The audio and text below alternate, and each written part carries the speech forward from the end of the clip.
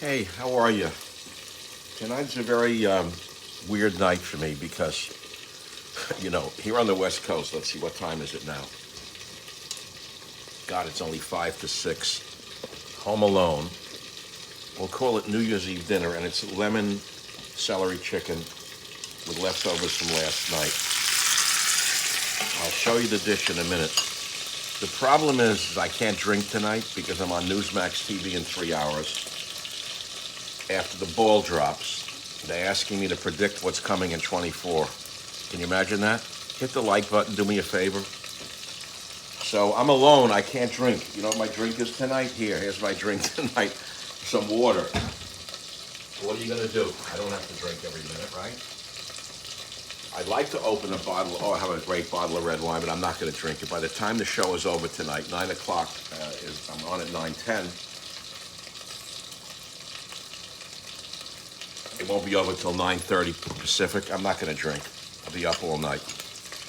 Even I have my limits. No, truthfully, I'm very careful, but. So, I'm gonna heat up some of the pasta from last night, my last night's masterpiece. And tonight, I had some nice bone-in chicken thigh. You can't see it with the camera the way it is. It's very hard doing these things alone. You know, it's not a professional. You can just about see it now. Good. Okay, good. Yeah, we got it. I'm sure it'll fall off the stand. All right, it's fine. So, I am making my own creation. Maybe you like it, maybe you won't. I like celery with chicken. And of course, it adds a certain flavor to the chicken, obviously, is why I like it. You even eat the celery after it's cooked. It's a little fried, but it's delicious. In the chicken fat. I know you're not supposed to eat it, but this is an organically farm-raised chickens, blah, blah, blah. Each of the chicken has a master's degree in social work, like Jill Biden. And the chickens that are in the pan probably know more about running the country than Jill and Joe combined. So here's the weird part tonight. They're asking me what are my predictions for 2024. I'm giving you a preview of what's going to be on Newsmax TV tonight. The answer is, I don't control things, so how can I predict what's going to happen? Only a fool would predict what's going to happen in this world. Incidentally, I use lemon zest tonight on the chicken, which is very intriguing. You take a shredder and you do one of these things. Instead of just squeezing lemon juice on the chicken, this is like lemon peel. This is from my own tree, so it's got no chemicals on it. I love lemon. People make lemon chicken, they do it their own way. And you get a little bit of the peel on it. It's delicious. I'm trying to get it out of the... There we go. Yeah, Happy New Year. No, it's looking good. Looking good. So as my chicken is frying away in the pan, looks good. And I have the basil, celery, as you know, lemon zest. I'm supposed to predict what's coming next year. I'm not going to do it. I'm going to say only a fool would predict what's coming next year. You have to ask Obama what's coming next year, and Klaus Schwab, not me. The voters no longer matter in America. We become total peons, serfs. I used to read in high school that, during a certain age in the history of the world, the serfs gained their freedom. Well, we've lost our freedom. We have a tyrant in the White House. We have a face of a tyrant, and we have a real tyrant behind the face of the tyrant. They basically have nullified the meaning of our vote by flooding in 10 million illegal aliens from the mental hospitals and the prisons and the gutters. Almost all of them are illiterate in their own language. They have nothing to offer America except a vote for the tyrants in the states and the cities and the White House. So we, the people, have seen our votes nullified. So only a fool would predict what's coming next year. Hold on, I'm going to give you a preview.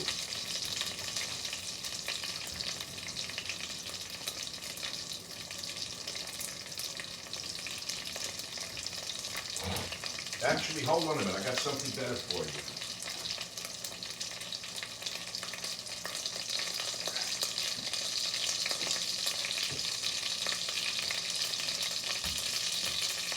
Only a fool would predict what's coming in 2024. And so I even made a note that you're getting a preview of what's going to be on Newsmax TV tonight, and I want you to tune in right after midnight. And I wrote this down. Even the New York Times got 1967-68 wrong. A New Year's Eve story in 67 declared Nelson Rockefeller to be the only candidate who Republican officials believed would beat President Lyndon Baines Johnson.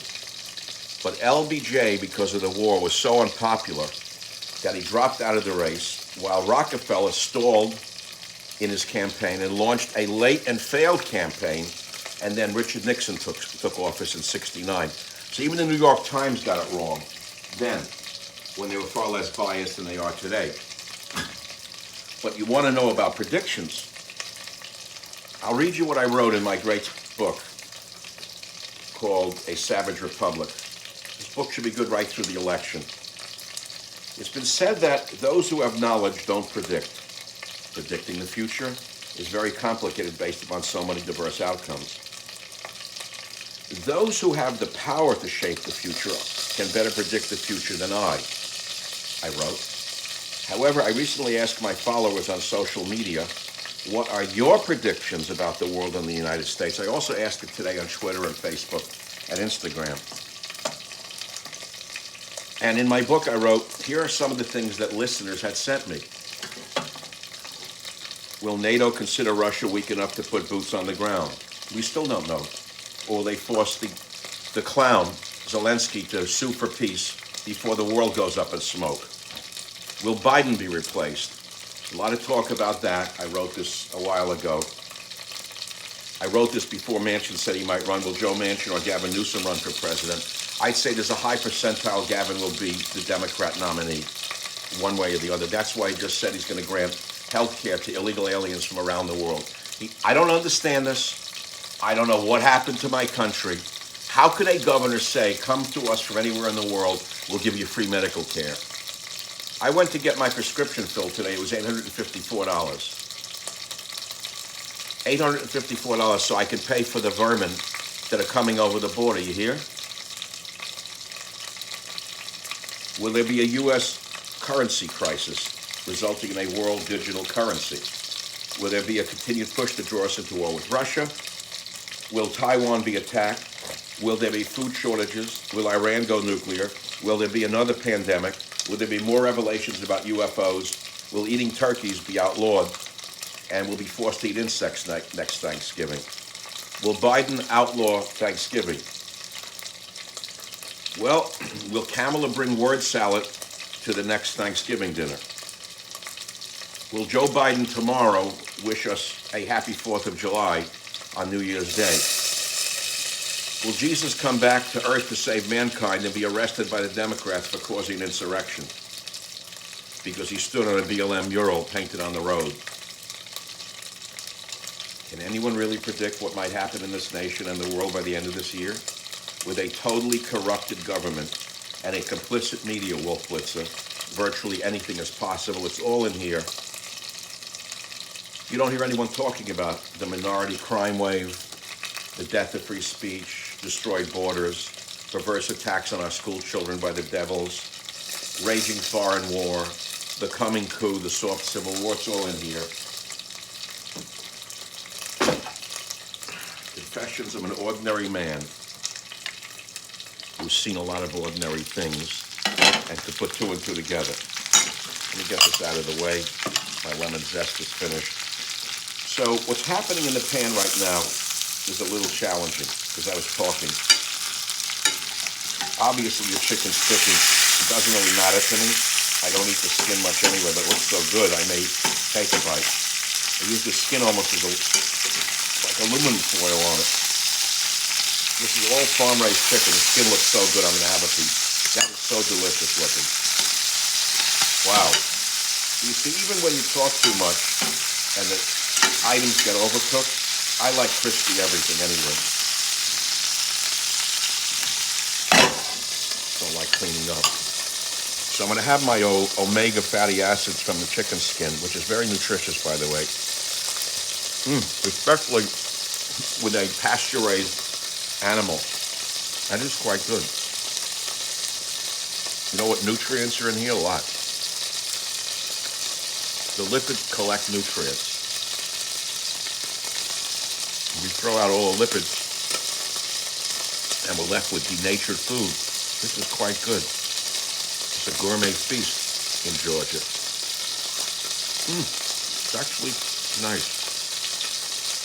Well, I've been with you for 10 minutes is enough already.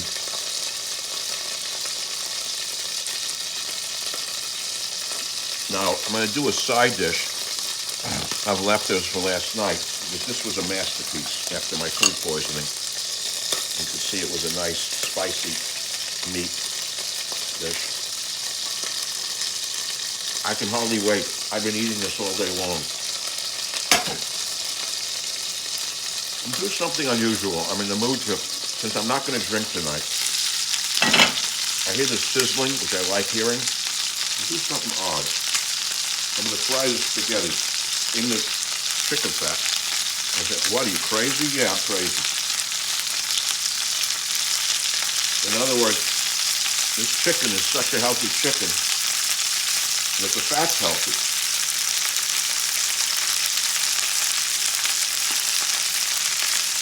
People say, why are you eating out of the pan? Well, you're not eating out of the pan with me, are you? What are you worried about? You know, the comments sometimes are astounding what people say. Why are you eating out of the pan? It's my pan. Who else is eating in the pan? What do you care what I do with it? There we go. I've been at chicken skin in so long, I forgot how good food can be.